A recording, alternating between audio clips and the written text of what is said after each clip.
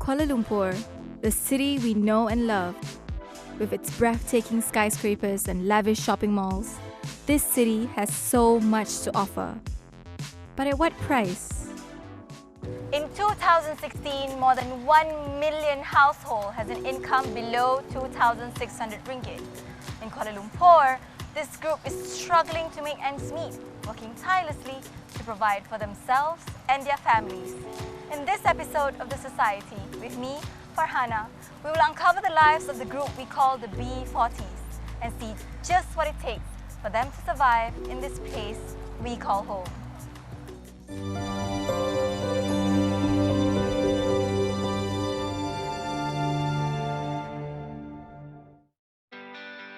Over the years, the well-being of Malaysians has improved.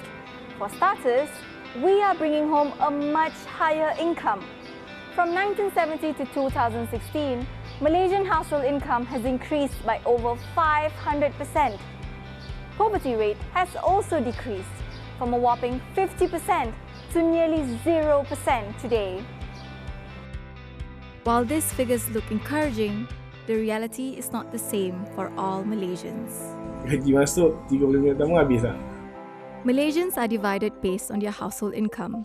The top 20% of Malaysians has a median household income of 13,148 ringgit, while the middle 40% and bottom 40% have a median household income of 6,275 ringgit and 3,000 ringgit. Over 2.78 million households are categorized in the bottom 40%, but nearly half of this number are earning less than the median household income. In fact, over 24,700 households are still earning less than 980 ringgit. While the increase in salary over the years have generally affected all groups of income, life for the bottom 40% or the B40s could not be any harder. I went to visit Adam and his family. Adam works as a dispatch and earns about 1,100 ringgit monthly. He graduated from high school but has been working since he was 14. He lives with his mother and sisters in a low-cost housing unit established by the government through the People's Housing Program. Kerja dispatch ni pakai duit sebenarnya banyak tau. Minyak lagi, minyak, makan. Minyak satu hari saja dah berapa. Dengan harga minyak sekarang tinggi semua, peminum semua makin tinggi. Gaji stay sama. Kalau kau minum naik, gaji naik, insyaAllah lah boleh. While his income is enough for him to sustain his living, it is not enough to cover his mother's hospital bills. Dari sini banyak pakai duit, simpan. Memang banyak pakai duit. Kalau pergi satu hari 200. Sebab itu yang buat dekat tempat dari sini dia kena bayar dulu. Kalau tidak, kita tak boleh buat. Ataupun dalam pada tu pinjam kawan-kawan. Dia lagi tertunggak 2,900 kata. Tertunggak dekat pusat dialisis. Norida is distraught with the high cost of medication. Suffering from diabetes and kidney failure, Norida used to work as a school teacher but has become immobile due to her illness. Memang banyak sempit lah rasanya. Sebab yelah duduk bekerja kan, tak terfikir benda ni. Dia dah sakit, satu-satu datang.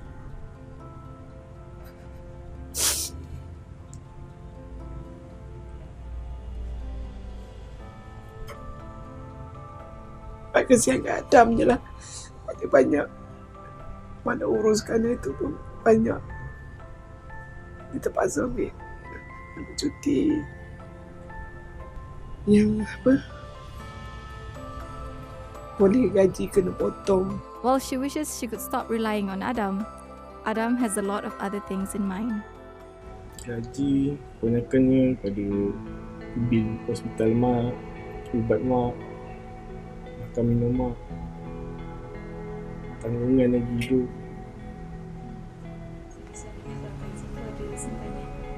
Gaji sebenarnya tak ada.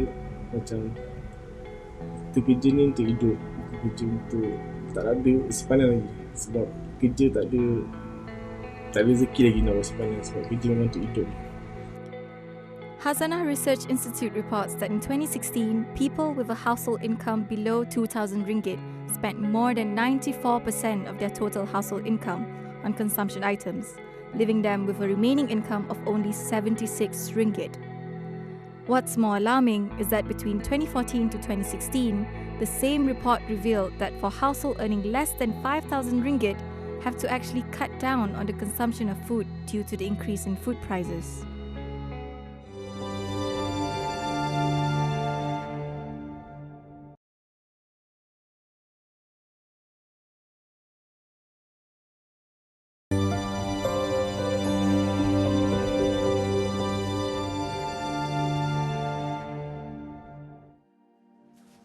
Kaita lives in Flat Seri Pahang for the past 12 years after moving from Kelantan to search for better job opportunities. She lives in a one-bedroom flat with a husband and 3 kids.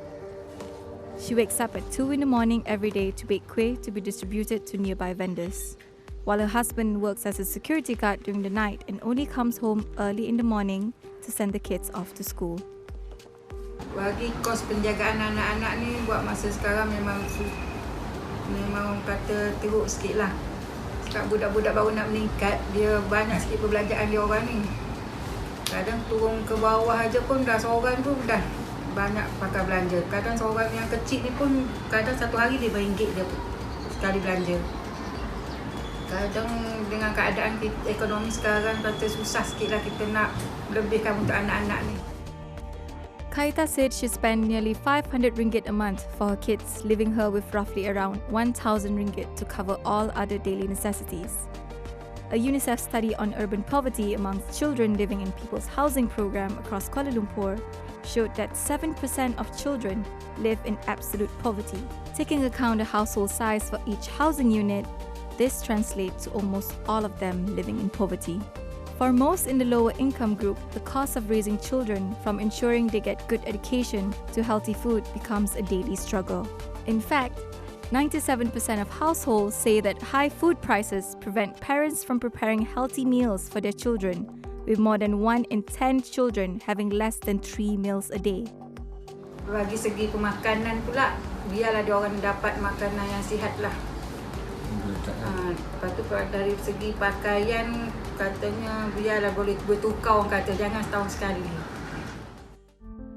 In researching further about the plights of the B40 community, I spoke to Professor Dr. Hajah Laili, a lecturer in human ecology at University Putra Malaysia, on the cycle of poverty that this group faces generation after generation.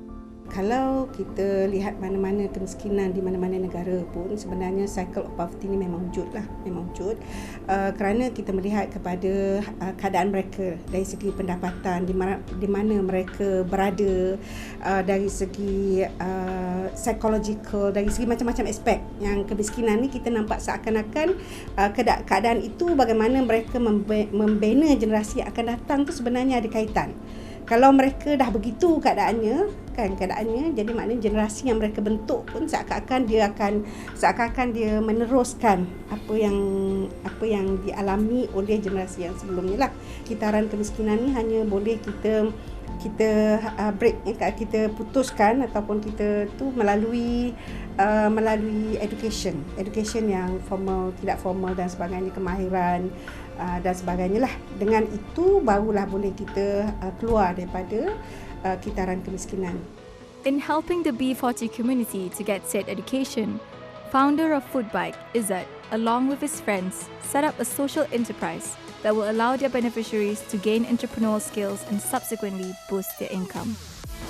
Nama saya Izzat Izzuan bin Izzian, berusia 28 tahun, berasal dari Ipoh Perak. Saya merupakan pengasas Foodbike, sebuah social enterprise yang bertujuan membantu golongan kurang upaya dan termiskin untuk keluar dari paras kemiskinan dengan konsep micro-franchise. Through micro-franchising, Foodbike provides their beneficiaries the opportunity to start a business and gain extra income without any upfront investment.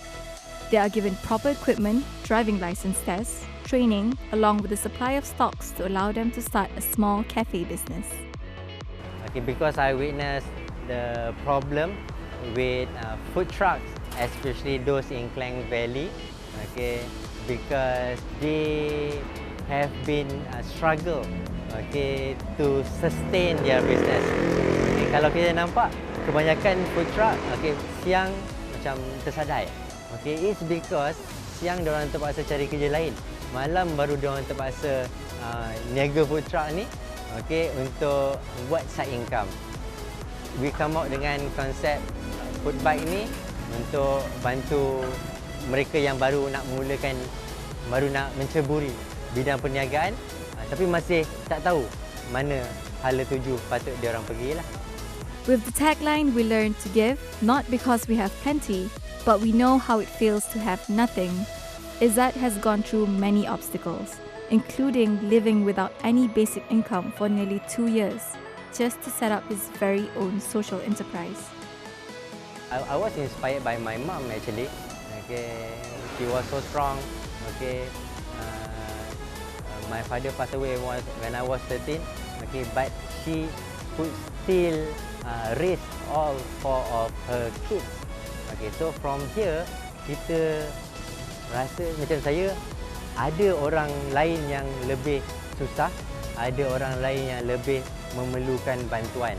Kita nak betul-betul pegang tangan dia orang untuk ubah bukan saja diri dia, nasib diri dia, tapi juga nasib keluarga dia lah. Dan pada yang masa sama, dia will inspire within dia punya community lah. So there you have it, an inside look of the lives of the bottom 40% here in Kuala Lumpur. This group represents a large section of our population, and their number is not decreasing, their problems are not addressed. Whether initiatives such as decreasing their cost of living, or increasing the minimum wage, or even providing a more holistic assistance to the B40 community be the answer to their ongoing plights of escaping poverty, much attention is needed to address the struggles this group faces on a daily basis. This is me, Farhana. See you next time.